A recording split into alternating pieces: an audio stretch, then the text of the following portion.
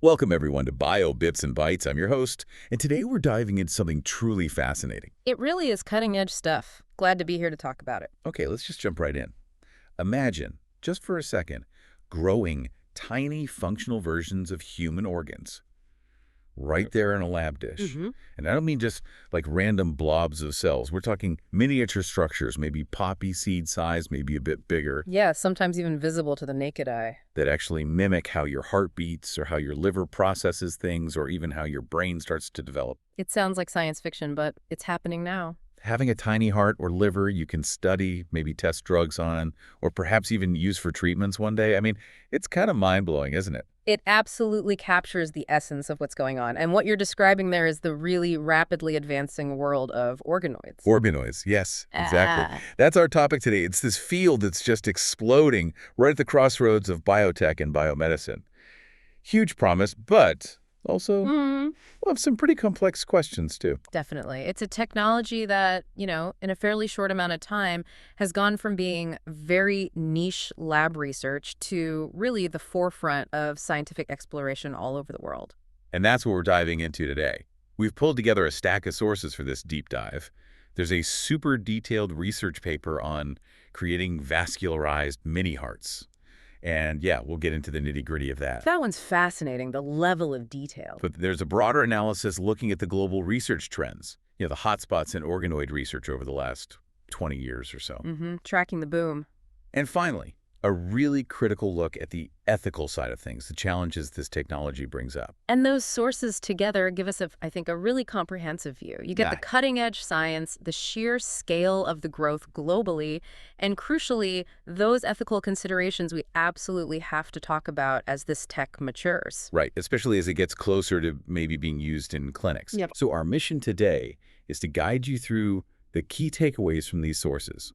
We want to walk you through what organoids actually are, explore where the science is heading, and it feels like it's moving at lightning speed. It really does. The pace is incredible. Understand the big ethical hurdles researchers and, well, all of us are facing, and ultimately try to figure out why this whole fascinating, sometimes maybe a little unsettling, world of mini organs actually matters to you. Yeah, we'll try to distill the most important bits, provide some context, and hopefully bring the details from the sources to life so you can really grasp the implications of what is fundamentally a powerful new technology. All right, let's do it.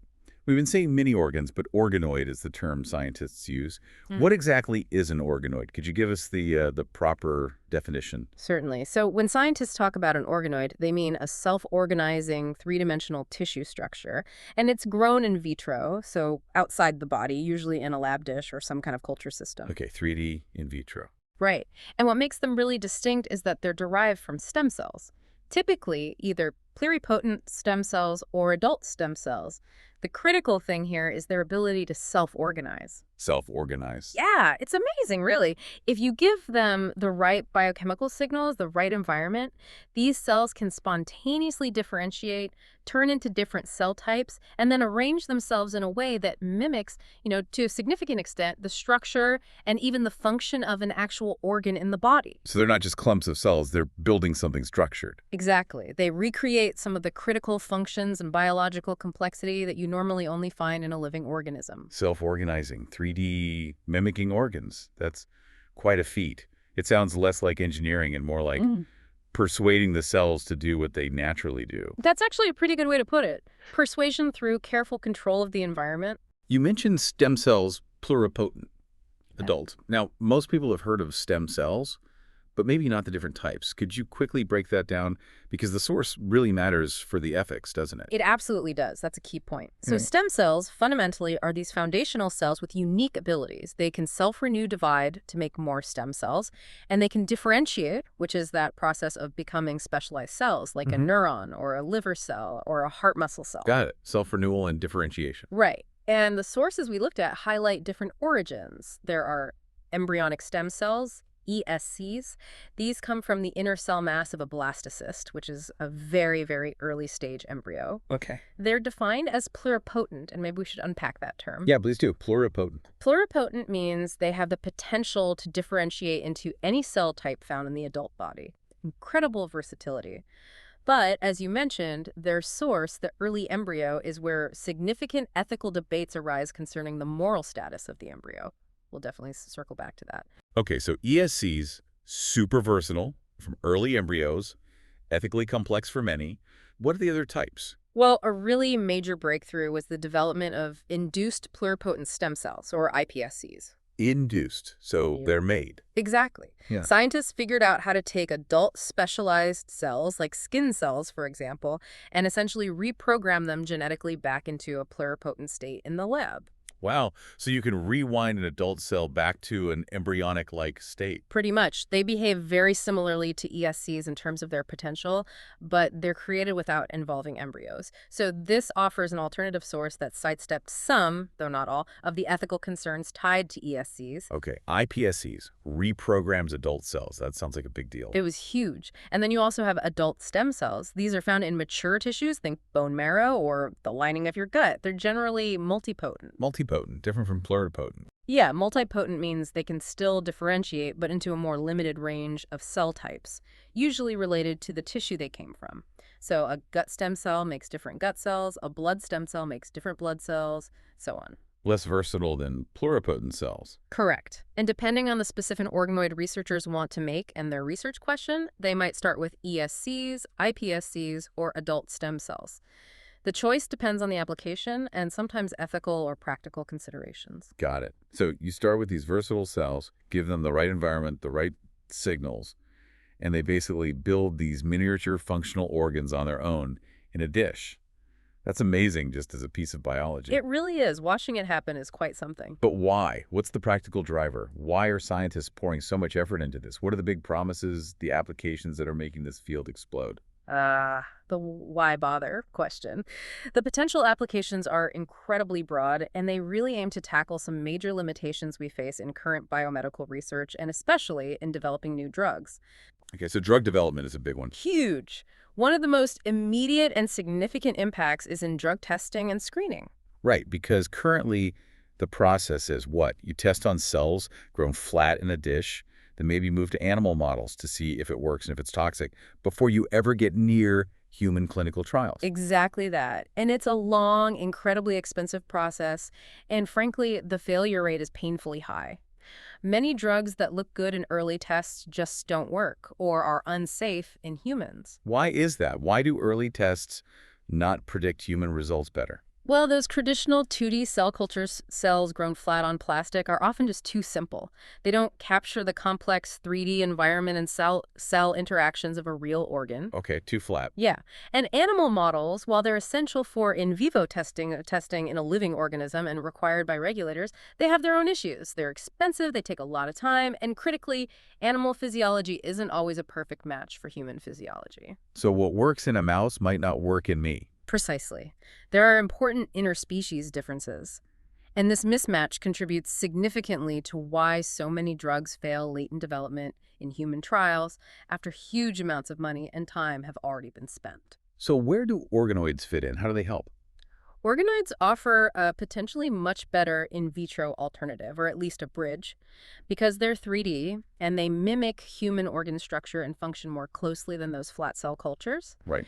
They can act as a more relevant pre-screening system. They're made from human cells, organized like human tissue. So you could test a whole load of potential drugs on these human mini-organs before you even think about animals or people. That's the idea. It could potentially allow researchers to weed out ineffective or toxic compounds much earlier in the process. This could substantially reduce the number of animals needed for testing. Which is a big ethical plus in itself. Absolutely. It also offers greater experimental flexibility. You can easily tweak the conditions, test many drugs at once in multi-well plates, potentially get results faster, and maybe lower the overall cost of drug development. What kinds of things can you test? You can use them to test brand new drug compounds, evaluate how effective they are against specific tissues or diseases modeled in the organoid, and get a much better early read on potential toxicity. Will this drug harm the liver or the heart? And the sources mentioned testing specific types of drugs. Yes, they mentioned screening chemotherapies, targeted drugs which aim at specific molecules involved in disease, and antibody-based drugs. So a wide range of therapeutic approaches. That's a huge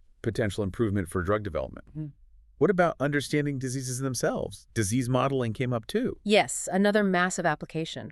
Organoids are proving invaluable for creating models of human diseases in vitro, especially for complex genetic diseases or things like cancer. How does that work? Do you, induce the disease in the organoid? You can do that, maybe by introducing a mutation, Hmm. but often, and this is really powerful, you can take cells directly from a patient who already has a specific condition. From the patient. Yes, maybe a biopsy sample from a tumor or skin cells from someone with a genetic disorder.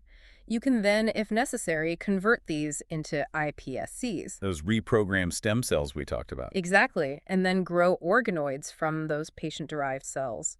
These organoids will carry the patient's specific genetic makeup and often recapitulate the characteristics of their individual disease state right there in the dish. Patient-derived organoids. Wow, so you're essentially growing a tiny replica of a patient's diseased organ, or maybe their specific tumor. That's the concept, yes. Yeah. And for cancer research, this is revolutionary. We know tumors are incredibly diverse or heterogeneous. Meaning the cells within one tumor aren't all the same. Exactly. They can have different mutations, behave differently, respond differently to treatment. Animal models often struggle to capture that full complexity of a specific patient's tumor. But patient-derived tumor organoids can often maintain that heterogeneity and the 3D structure of the original tumor. So the model is much closer to the real thing. Much closer. This gives researchers an unparalleled tool for understanding the basic biology of that specific tumor, identifying the mutations driving it, and this is key for testing which drugs or combinations of drugs might actually work best for that particular patient. Personalized cancer therapy, based on testing on your own mini-tumor first. That's the promise. It's a huge step towards that goal. The sources specifically mention successful models for rectal, gastric, and pancreatic cancers, among others. That is immense. What about rare diseases? You mentioned modeling those too. Yes, that's another important niche. If a genetic condition is extremely rare, finding enough patients to study is difficult. Getting tissue samples can be invasive or ethically challenging. Right. But if you have access to cell lines carrying that rare mutation, or if you use gene editing like CRISPR to introduce the rare mutation into readily available cells before making the organoid. Ah, so you can engineer the model. Exactly. You can create essential models to study these rare conditions without putting undue ethical pressure on the few individuals who have them. It allows research to proceed where it might otherwise be stalled. Okay, that makes sense. Another area mentioned was using organoids as models of organ development itself. How do they help there? That seems different from disease modeling. It is, and it leverages that self-organizing property we talked about. Because they build themselves, organoids can, to some extent, replay the sequence of events that happens when an organ forms during embryonic development. Which is normally impossible to watch in humans, right? Absolutely impossible for ethical reasons, especially during those critical early stages. Animal models, like mice, give us some insights, but we know there are often significant differences in how organs develop, the timing, the specific genes involved, compared to humans. So mice aren't perfect stand-ins for human development. They're useful, but not perfect. Organoids, derived from human cells, give researchers a unique window into human developmental processes. They can watch, they can perturb the system, add factors, remove factors, use gene editing. To figure out the rules of development. Precisely, to understand the fundamental biological processes that build our organs from scratch. This gives critical insights into basic developmental biology and also helps us understand how congenital diseases, birth defects might arise when these processes go wrong. Okay, so drug testing, disease modeling, developmental studies, and then there's the really futuristic sounding part, regenerative medicine. Using organoids to repair or even replace tissues. That's definitely the long-term vision that captures a lot of imagination, and the sources are clear. Growing a whole, complex, transplantable organ like a kidney or a heart entirely from organoids is still a very significant long-term challenge. We're not there yet. Right, managing expectations. Exactly. But organoids hold nearer-term potential as a source for tissue repair, maybe replacing a patch of damaged tissue or boosting the function of a failing organ. How would that work? The concept of autologous transplantation is really promising here. Ontologous, meaning from the self. Yes, using the patient's own cells to create the organoid. You take some cells, maybe skin or blood, make iPSCs, grow the organoid tissue you need, and then transplant it back into the same patient. And the big advantage there is? No immune rejection, or at least a drastically reduced risk. Because the tissue is genetically identical to the patient, their immune system should recognize it as self and not attack it, which is a massive hurdle in traditional organ transplantation using donor organs. That's a huge benefit, bypass the need for immunosuppressant drugs. Potentially, yes. And the sources give some compelling examples of progress in this direction, like researchers successfully creating key components of the kidney things called nephric tubules and glomeruli from pluripotent stem cells in a dish. These are fundamental building blocks, and understanding how to make them is a step towards future kidney repair strategies. So building organ components. What about if the patient's cells have a genetic defect causing the disease in the first place, like cystic fibrosis, for example? Ah, great question. That's where combining organoids with gene editing technology like CRISPR-Cas9 comes in. It's a really powerful synergy. So you fix the cells before you grow the organoid. Precisely. You could take the patient's cells, use CRISPR to correct the specific disease-causing mutation, verify the correction, then make iPSCs and grow the healthy organoid tissue from those edited cells. Wow. The sources highlight a really key proof-of-concept study doing exactly this for cystic fibrosis. Researchers took intestinal stem cells from CF patients, used CRISPR to correct the faulty CFTR gene in those cells, grew intestinal organoids, and showed that the corrected organoids function normally. They showed the proper fluid transport that's defective in CF. So they fixed the function of the mini-gut model. Yes, and this demonstrated the feasibility of generating gene-corrected functional organoids that could, theoretically, be expanded and transplanted back into maybe into the airways or the gut to restore function to the diseased tissue. That's incredible, correcting the genetic error at the source and growing new, healthy tissue from it. So targeted. It really is. And you can see how all these different applications, the drug testing, the disease modeling, the developmental insights, the regenerative approaches, they all kind of converge towards this bigger goal of precision medicine. Tailoring everything to the individual. Exactly. Tailoring prevention, diagnosis, treatments based on your specific genetic makeup, your environment, your lifestyle, patient-derived organoids, gene-edited organoids, testing drugs on your specific tumor model in vitro. These are all tools pushing us closer to making precision medicine a reality. So the potential is just vast, addressing current problems, opening up totally new possibilities. And the sources make it clear this isn't just pie-in-the-sky stuff. The field is absolutely booming right now. That's one of the starkest findings from the bibliometric analysis we looked at, the growth in organoid research publications. It's been nothing short of explosive, particularly in the last decade or so. Explosive. How dramatic are the numbers? Can you give us a sense? Sure. If you wind the clock back to 2004, the analysis found only 114 studies published that year using organoid or related terms in the title or abstract. Okay, just over 100 a year globally. Seems quite niche. It definitely was, relatively speaking. That number kind of bumped along with some steady growth for about 10 years, but stayed comparatively low. But then around 2015, things really started to change. We saw a significant sustained climb in the number of papers published each year. The curve started bending upwards. Sharply upwards. It- From 2019 onwards, it just went into overdrive. In 2019, the annual publication count crossed 1,000 for the first time. Wow, nearly a tenfold increase from 2004 in 15 years. And it didn't stop there. The acceleration continued. By 2023, the number peaked at 2,367 publications in that single year. Over 2,000 papers in 1 year. Yeah. So compare that 2,367 in 2023 to the 114 back in 2004. That's more than a 20-fold increase in annual output. 20 times. That's staggering growth. It really is. And the analysis pointed out something else striking.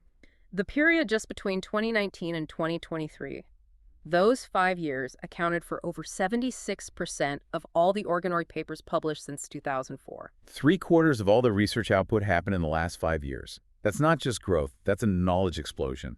It really shows how quickly the scientific community has jumped on this. Absolutely. It signals a massive surge in interest, funding, technological advancements, and importantly, scientific breakthroughs happening all around the world. And it is global. Is it truly global, though, or is it dominated by just 1 or 2 countries? Well, the research involves scientists and institutions across 138 countries and regions, according to the data. So it's definitely a widespread international effort. Okay, broad participation. But yes, there are clear leaders. The United States stands out as the frontrunner by a significant margin. They lead in both the sheer volume of articles published and the total number of times those articles get cited by other researchers. So the U.S. is putting out the most work, and that work is having a big influence. Correct. High output and high impact overall. But several other countries have also made really substantial contributions, hitting over 1,000 publications each. That group includes the UK, China, Germany, Australia, and Canada. A strong chasing pack. Definitely. And there are interesting nuances. While the US leads in total citations, the Netherlands actually stands out when you look at the average number of citations per article among the top publishing countries anyway. Ah, so maybe fewer papers overall in the US, but the ones they publish are highly influential. Exactly. It suggests that their research is having a very high impact relative to its volume. China is also interesting. The analysis noted that China's research output is particularly recent compared to other top countries, suggesting a very active and rapidly expanding research landscape there right now. That's fascinating. It's not just about quantity, but impact and momentum, too. What about the institutions and the individual researchers driving this? Who are the key players? The analysis crunched data from over 9,000 different institutions worldwide. Among the heavy hitters, Harvard University comes out on top, leading in both number of publications and total citations. Harvard's off out there. They are. And interestingly, the source highlighted that Harvard is a massive hub for collaboration in this field, partnering with something like 219 other institutions on organoid research. Wow, nearly 220 partners. That really underscores the collaborative nature. It does. Other highly productive institutions mentioned include the University of Washington, Johns Hopkins University, and the University Medical Center Utrecht in the Netherlands, which, linking back to the country data, had the highest average citation count among the top 10 institutions, really highlighting the impact of their work.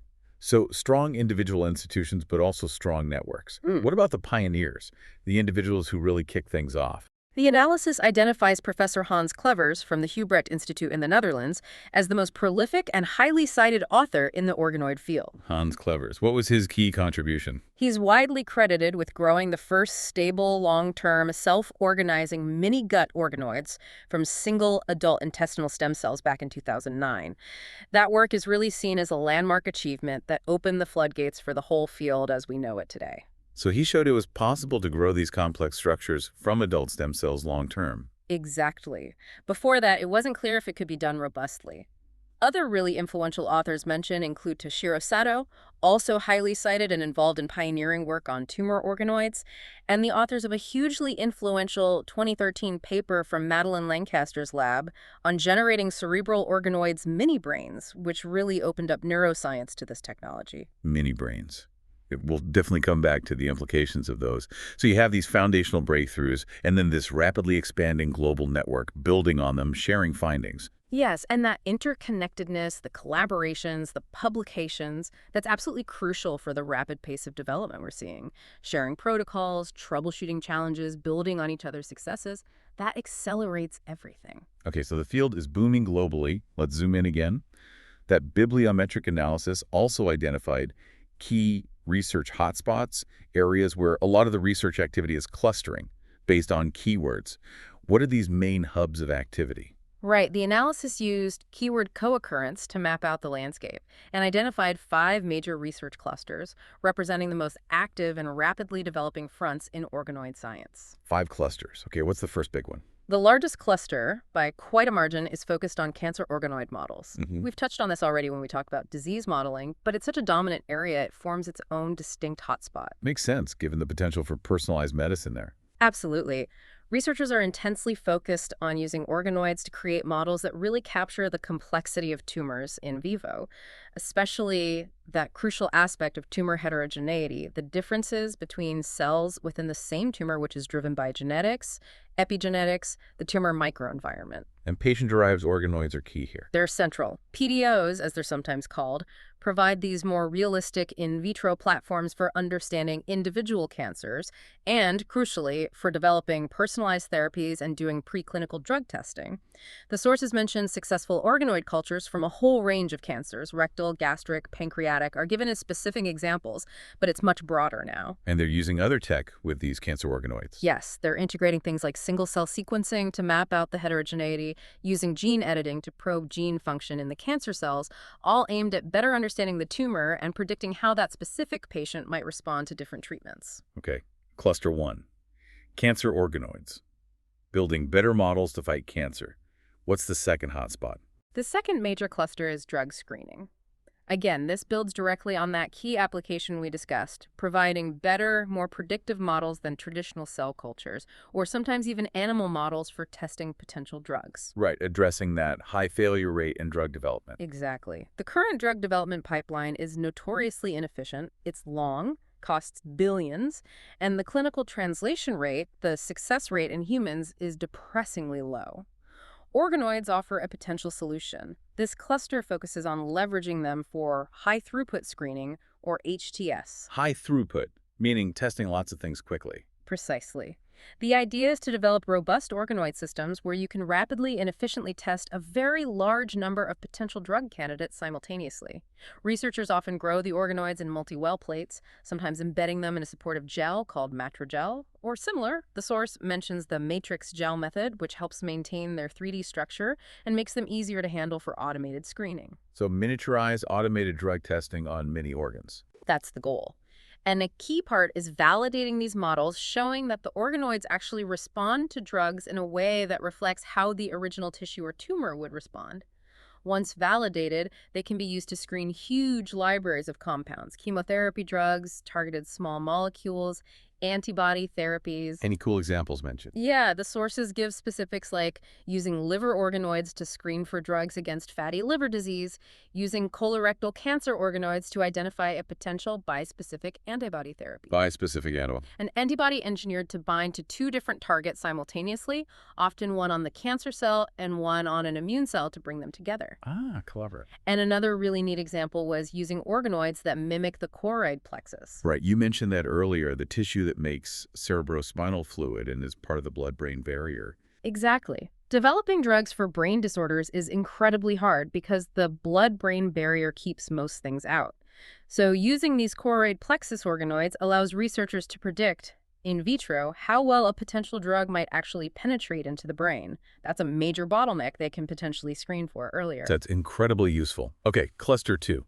Drug screening using these more relevant models. What's the third cluster? The third cluster is fascinating. It's labeled novel technical. This is where engineering, material science, and biology really collide. It's focused on developing new technologies and methods to make the organoid systems themselves better, more complex, more controllable, more physiologically relevant. So this is about improving the tools and techniques of organoid research itself. Exactly, pushing the technological envelope. It includes things like bioprinting. Like 3D printing, but with cells. It's sort of, yes. Using specialized printers to precisely deposit living cells, biomaterials, growth factors, layer by layer, to construct tissues with a predefined 3D architecture. Instead of relying purely on self-organization, you provide a much more detailed structural template, aiming to mimic the complex organization of real organs more closely. Building mini organs with an architectural blueprint. Cool. What else? Microfluidics is another key technology in this cluster. This involves creating tiny channels and chambers, usually on a small chip, to precisely control the flow of fluids around or through the organoids. Like giving them tiny artificial blood vessels. In a sense, yes. It allows for a constant supply of nutrients and oxygen, removal of waste products, and importantly, it can simulate the mechanical forces of fluid flow, like blood shear stress, which tissues experience in vivo and which can influence their behavior. The sources mention using microfluidic systems with pancreatic cancer organoids to test chemo responses under more realistic flow conditions. Making the environment much more dynamic and lifelike. Yes, and that leads directly into a really exciting area within this cluster, organ-on-chip technology. This fully integrates organoids with these microfluidic chip-based devices, often incorporating sensors to monitor the organoid's function or response in real time.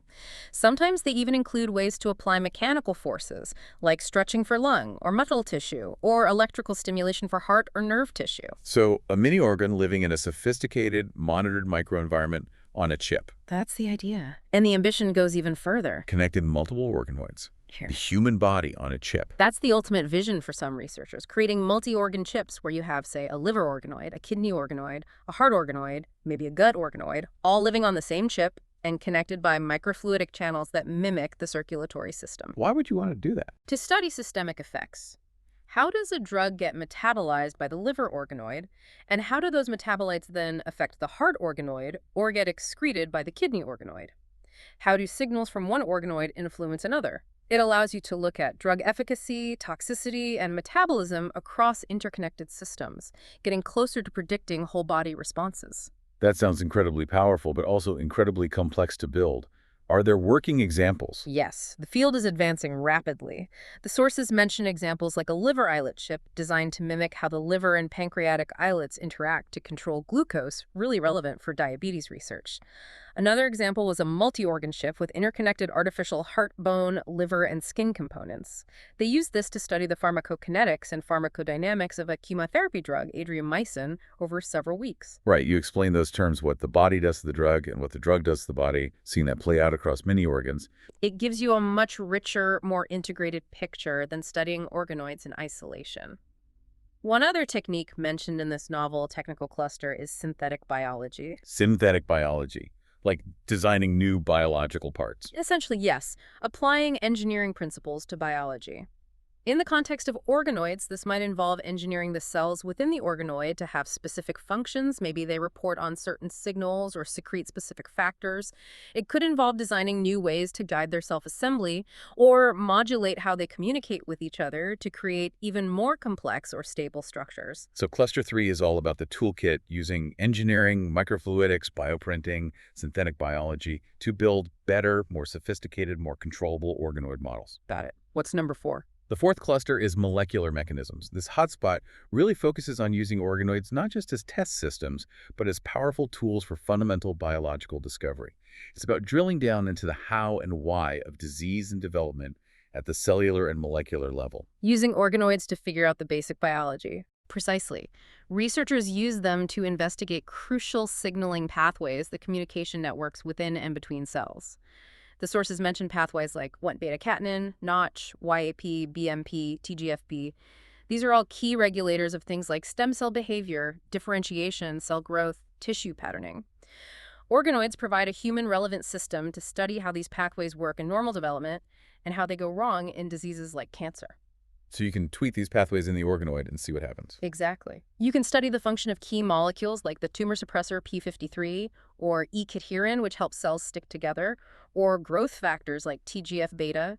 You can investigate complex cellular processes like how cells respond to DNA damage, which is critical in cancer and aging, or epigenetic modifications. Epigenetics changes in gene activity without changing the DNA sequence itself. Right. Things like methylation that switch genes on or off.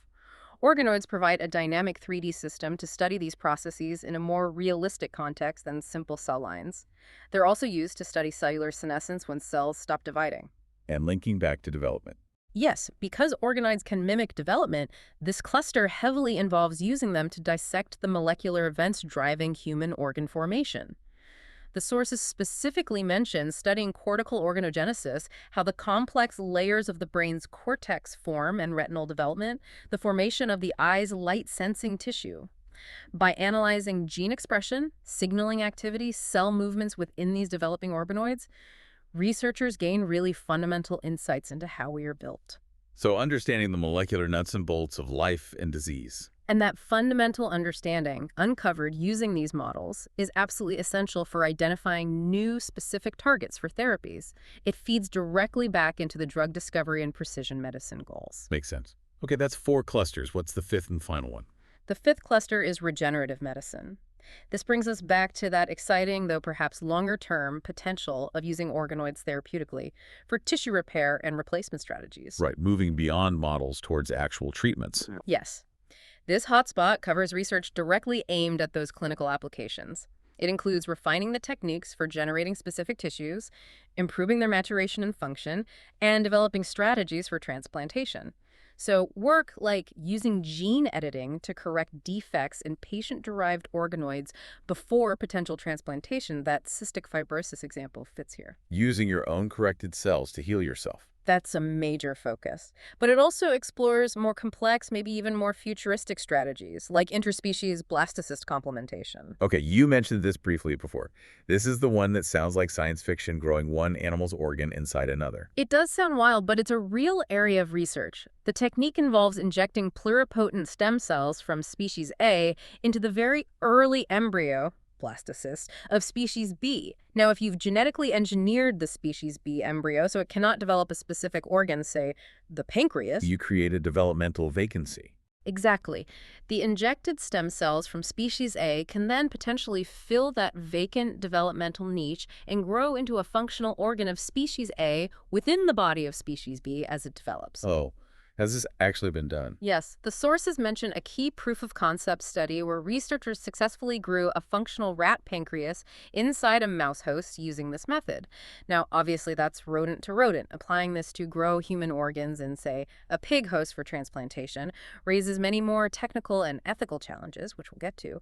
But it demonstrates the principle that stem cells can generate an organ within a different species host. That is truly mind-bending. Growing replacement organs in host animals. It's a potential long-term strategy being explored. This cluster also includes research applying knowledge from organoid differentiation studies towards repairing specific tissues, like the nervous system, figuring out how to reliably generate specific types of neurons or glial cells from stem cells, perhaps using organoid protocols that could potentially replace cells lost in conditions like Parkinson's or spinal cord injury. So Cluster 5 is really focused on the therapeutic endgame repair and replacement. Yes, and it often involves integrating organoid work with other advanced tech, big data analysis of differentiation processes, sophisticated gene editing, high-resolution imaging to track cell fate, all pushing towards getting these strategies closer to the clinic. Okay, so those 5 clusters, cancer models, drug screening, novel technical advancements, understanding molecular mechanisms, and pursuing regenerative medicine, they really paint a vivid picture of a field firing on all cylinders, tackling challenges from multiple angles. It really highlights the incredible versatility of organoid technology, doesn't it? Impacting basic science, drug development, and future therapies simultaneously. Let's try and make this even more concrete. Let's drill down into one specific example from the sources, something that maybe pulls together a few of these threads. We have that paper you mentioned earlier about engineering a vascularized mini-heart. Ah, yes, the Stanford paper. Stanford et al. It's a great example because it tackles a really fundamental challenge in making organoids truly functional, especially for thicker tissues like heart muscle. And that challenge is? Getting them a blood supply, vascularization. Right. Like any tissue, they need oxygen and nutrients in, waste out. Exactly. In our bodies, that's handled by an intricate network of blood vessels. But when you grow an organoid in a dish, once it gets beyond a certain small size, maybe a few hundred micrometers thick, the cells in the middle start to suffer. They can't get enough nutrients just by diffusion from the surrounding culture medium. They start to starve or suffocate in the center. Pretty much. Yep. So for organoids to grow larger, survive longer, function more realistically, and crucially, to have any chance of being successfully transplanted and integrating with the host body, they need their own internal vascular network, blood vessels. And building that complex, branched plumbing system inside a self-organizing organoid has been tricky. Extremely tricky.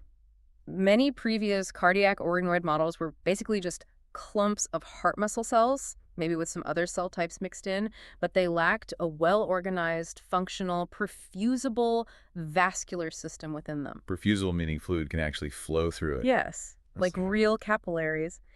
And there's another layer to this challenge for the heart. Studying how vascularization happens during early human heart development is also incredibly difficult. Why is that? Well, we're talking about the first few weeks of embryonic development.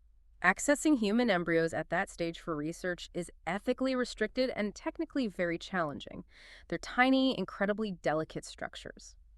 This period, Carnegie stages 9 and 10, when the heart tube is forming and the first vessels appear, has often been called a developmental black box. So we don't fully understand how the heart's plumbing gets laid down in humans? We have clues from animal models, like mice, but we know there are key differences. So creating a human organoid model that does successfully vascularize could not only be useful for regenerative medicine, but could also help us finally understand those very early steps in our own heart development. Okay, so a dual challenge. Hard to study the real thing, hard to make a good model with vasculature. How did this Stanford team tackle it? What was their innovative approach? Their key strategy involved combining two main things: starting with human pluripotent stem cells, HPSCs, and using a technique called spatially micropatterning them. Micropatterning, you mentioned that briefly. Can you explain it simply again? What does it actually involve? Think of it like using a tiny stencil or a mold. They guide the initial placement of the stem cells onto the culture surface into a very specific, predefined shape. It's not just a random drop of cells, they seeded them into these small, 2 millimeter diameter circular patterns arranged in arrays on the culture plate. So giving the cells a specific starting geometry, like a blueprint for their neighborhood. Exactly. It provides a structural cue, a defined boundary and density that helps guide the subsequent self-organization process as the cells differentiate. They weren't just hoping for the best in a chaotic blob. Okay, start with structure. What was the second part? The second part was a really clever, systematic recipe testing approach. They knew they needed to generate the three main cell types for a vascularized heart tissue: cardiomyocytes, the beating muscle cells, CMs, endothelial cells, ECs, the cells that line blood vessels, and smooth muscle cells, SMCs, which wrap around vessels to support them. The essential ingredients. Right. So they looked at all the existing published methods for making each of these cell types individually from stem cells. They identified the key growth factors, small molecule drugs, and signaling pathways involved in pushing stem cells towards each fate. Okay. And then they systematically mixed and matched elements from these different protocols, varying the specific factors used, their concentrations, the timing of when they were added to create 34 different potential recipes or culture conditions. 34 different attempts to get the right mix of cells organizing together. That sounds like a huge amount of work. It would be, if you had to analyze each one painstakingly. But they used a smart trick: fluorescent reporter lines. The glowing cells. Exactly. They engineered their starting HPSCs so that as the cells differentiated, they would turn on different fluorescent proteins. Cardiomyocytes glowed green, endothelial cells turned orange, and smooth muscle cells became blue. So they could just look under the microscope and see which recipes were working. Pretty much. They could quickly visualize, are we getting all three cell types? Are they present in roughly the right proportions? And importantly, are they organizing spatially?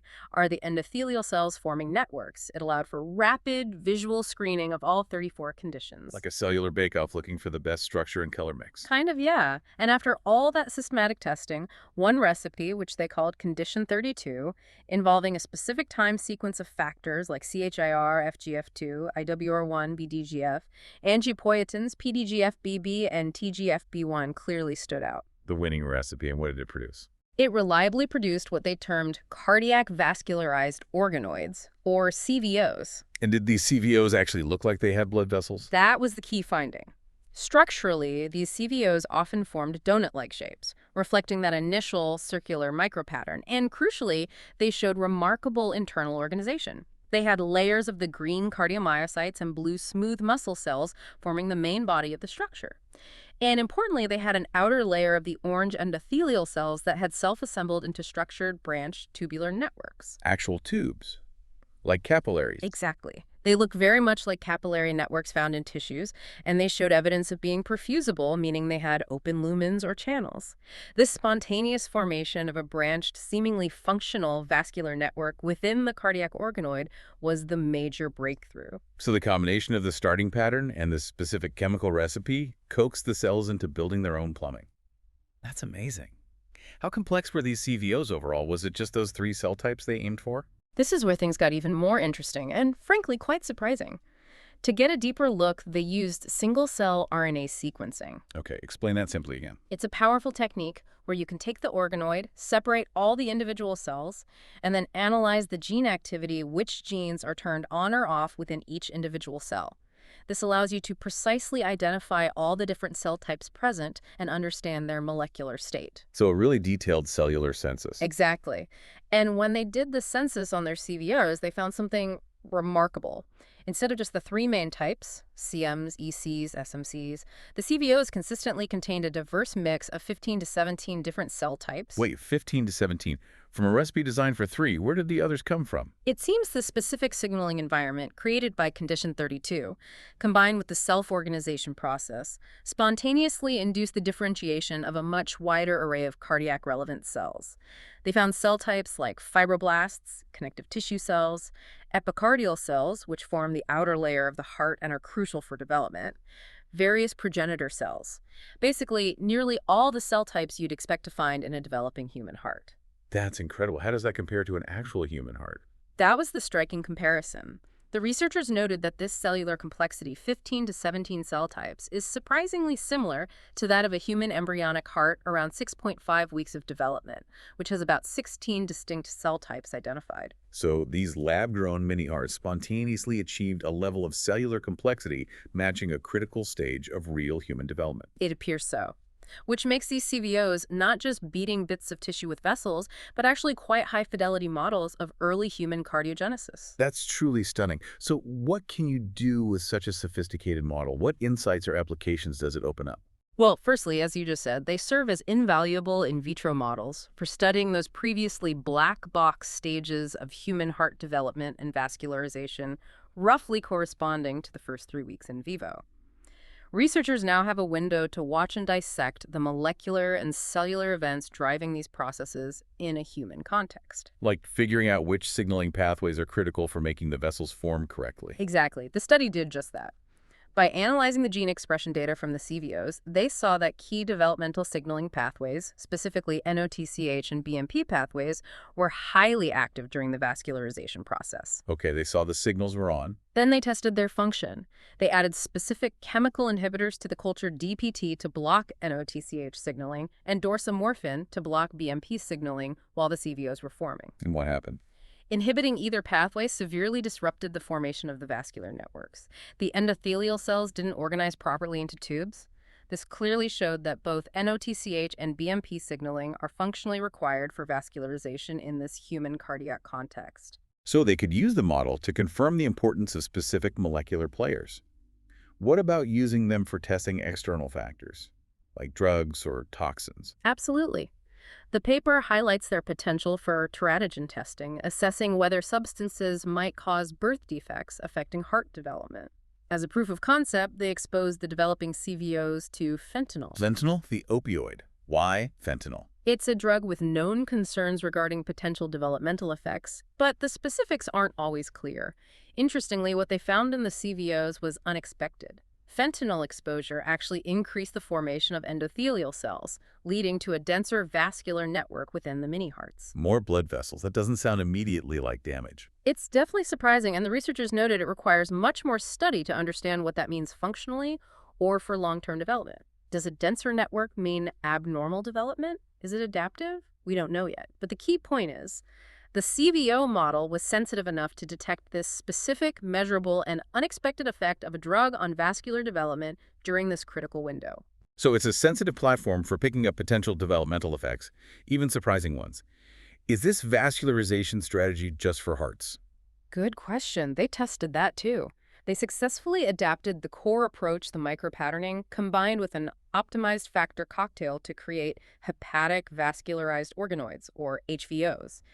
Mini livers with integrated vessel networks. So the principle is transferable. It seems to be, yes, suggesting this could be a general strategy for inducing vascularization in different types of organoids derived from pluripotent stem cells. Okay, let's connect this amazing specific example back to the bigger picture, especially regenerative medicine. Why is having vascularized organoids such a big deal for potential transplantation? It's potentially transformative. A major roadblock for using engineered tissues or organoids therapeutically has been keeping them alive after transplantation. Right, the suffocation problem. Exactly. If you implant a chunk of tissue that doesn't have its own blood supply, it relies on diffusion from the host, which only works over very short distances. And it takes time for the host's blood vessels to grow into the graft. Often, the implanted cells die before that connection, called anastomosis, can happen effectively. So the transplant fails. Often, yes, especially for larger or metabolically active tissues.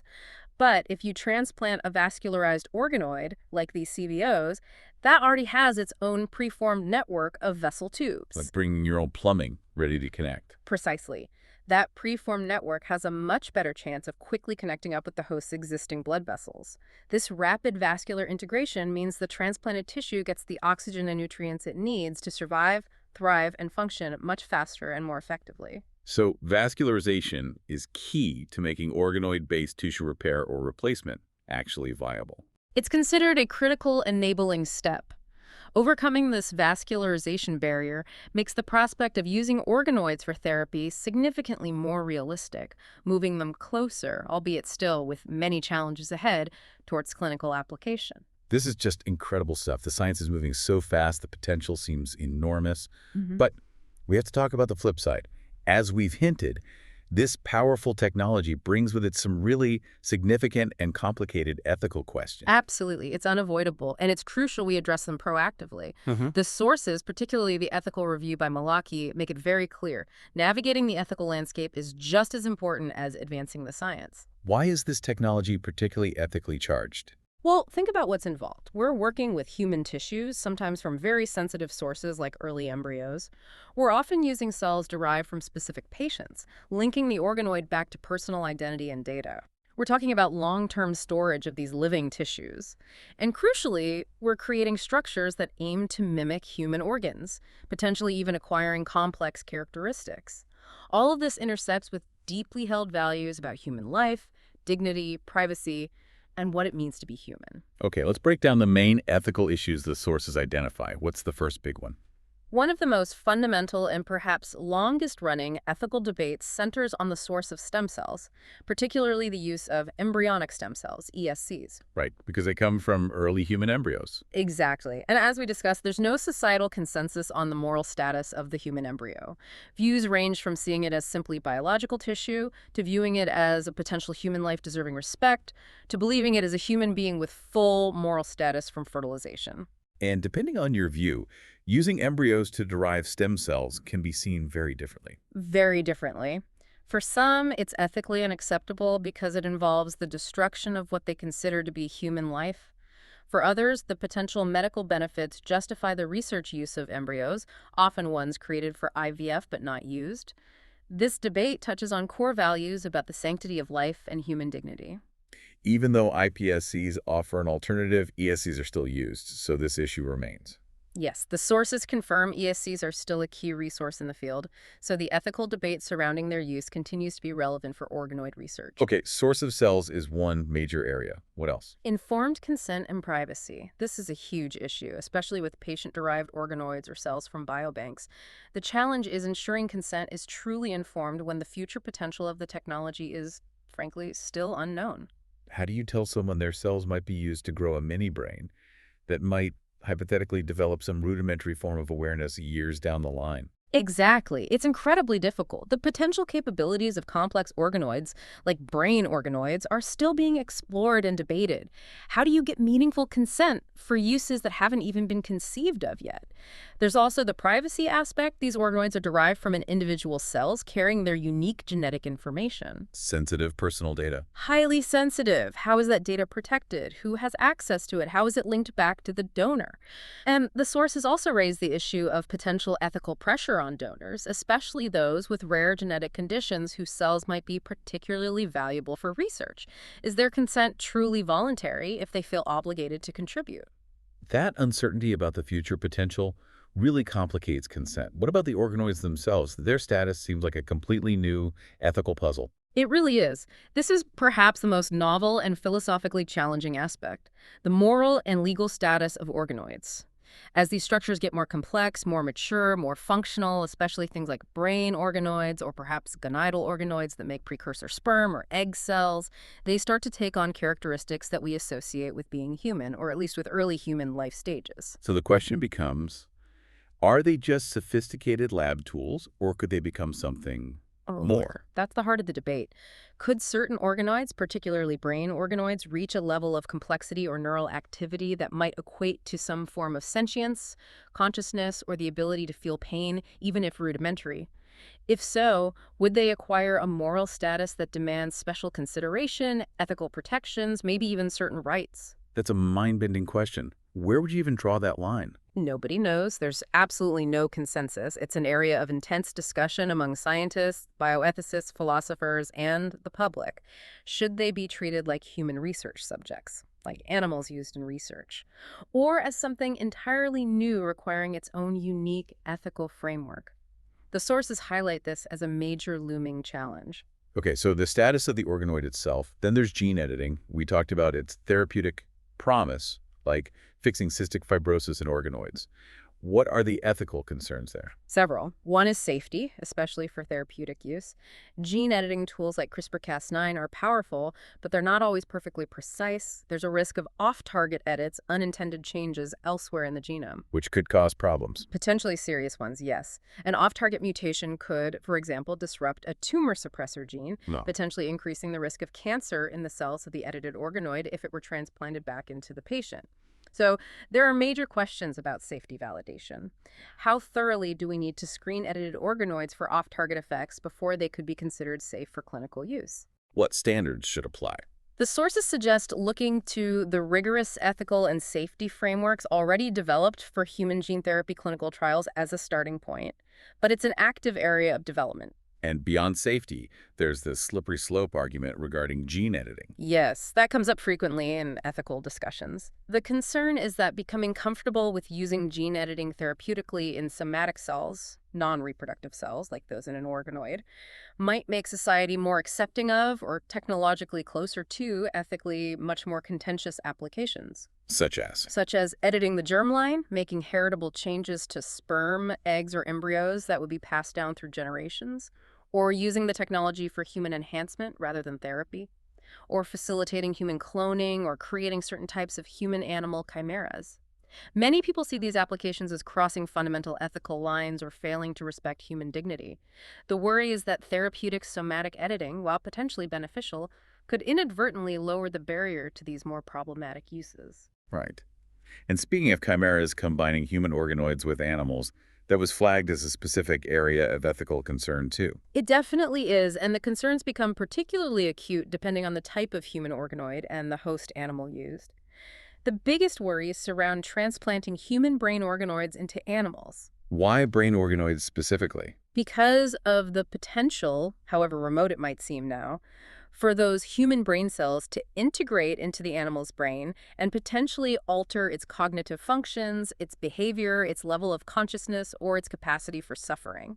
Creating an animal with human-like cognitive traits. That's the hypothetical fear. It raises profound questions about the moral status of such a chimeric creature. Is it still just an animal, or something in between? Where do our ethical obligations lie? These concerns are significantly heightened if the host animal is a non-human primate, given their closer biological and cognitive similarity to humans. So primate chimeras involving brain tissue are especially sensitive. What about other types? Using human gonadal organoids, those that might produce precursor sperm or eggs in chimeras, also raises distinct ethical red flags. The main concern there is the theoretical possibility of cross-species reproduction if human germ cells matured within the animal host. That sounds highly problematic. Extremely. Yeah. So, research involving brain or gonadal chimeras is subject to intense ethical scrutiny. Regulations vary worldwide. The UK, for instance, allows some chimera research under strict guidelines, while other places have tighter restrictions. The consensus recommendation from the sources is for very careful, case-by-case ethical review, particularly for experiments that might lead to ambiguous moral status or involve primates, with close monitoring for any unexpected outcomes. It really sounds like these ethical challenges aren't just abstract possibilities. They're things researchers and ethics boards are actively wrestling with now. Many of them absolutely are. Another very practical ethical issue is commercialization and patentability.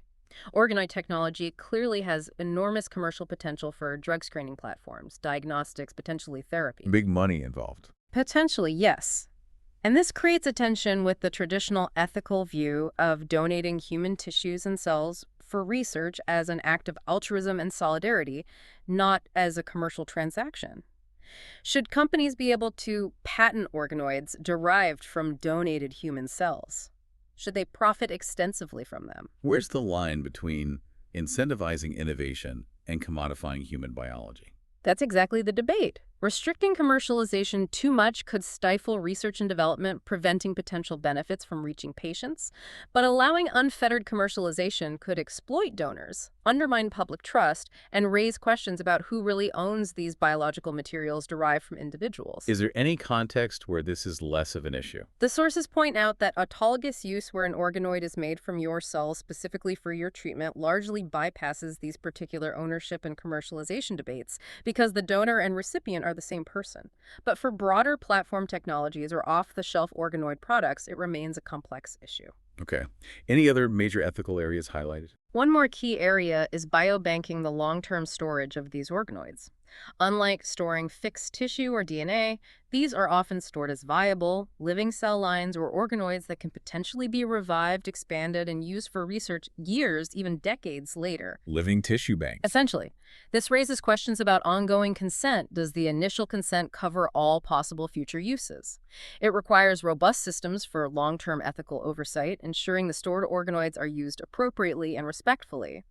The sources recommend that oversight bodies should be independent, expert, and crucially should include representatives from donor or patient communities. Giving donors a voice in how their biological materials are used long term. Yes, and there's also a consideration of proportionality.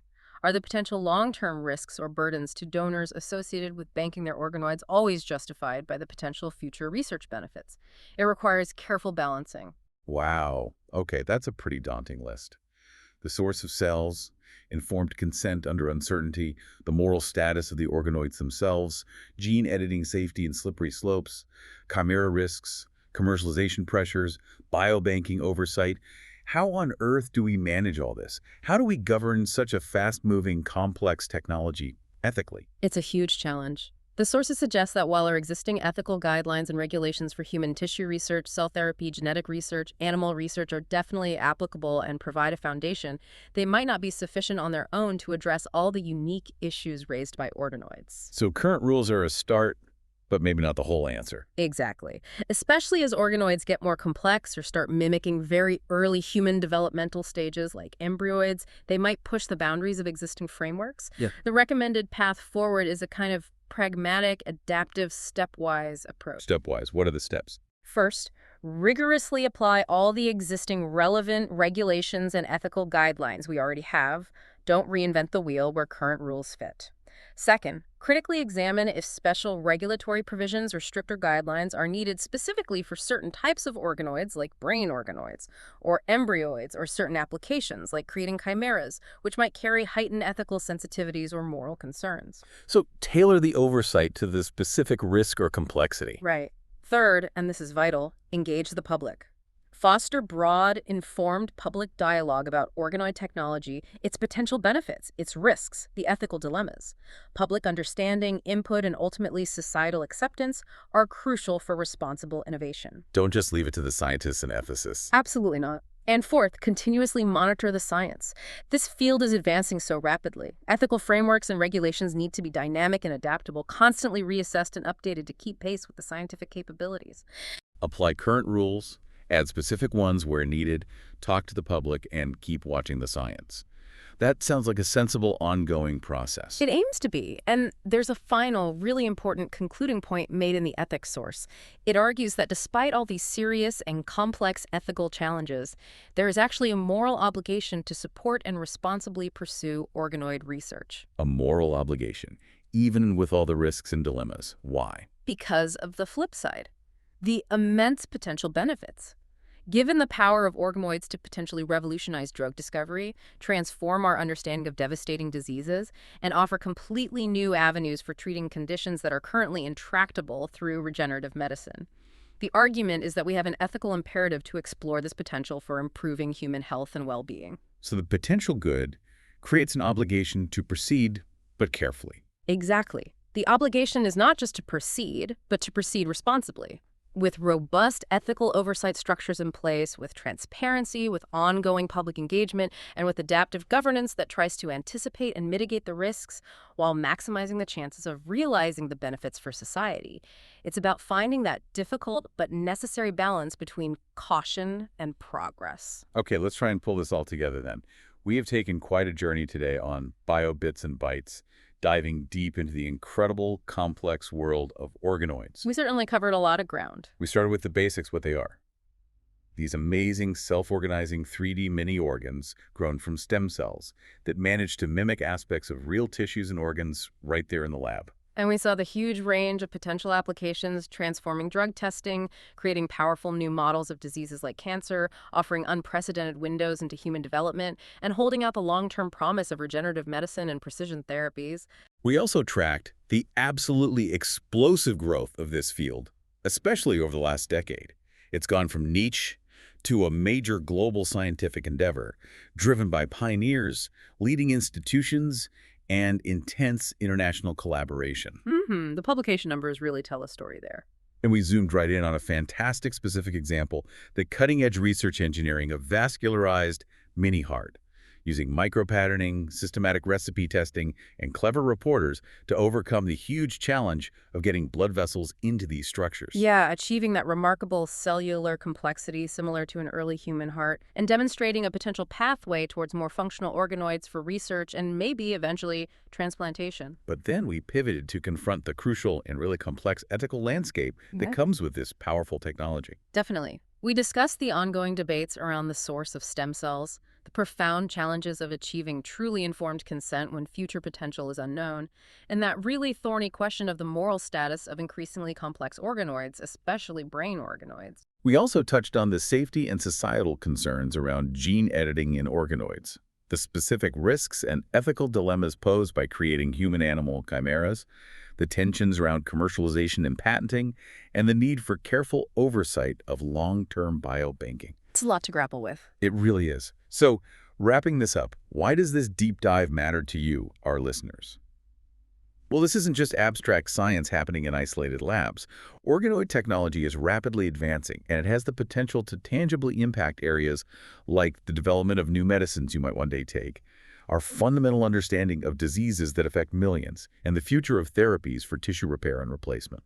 Understanding both the incredible scientific promise and the serious ethical considerations is really important as this field moves forward.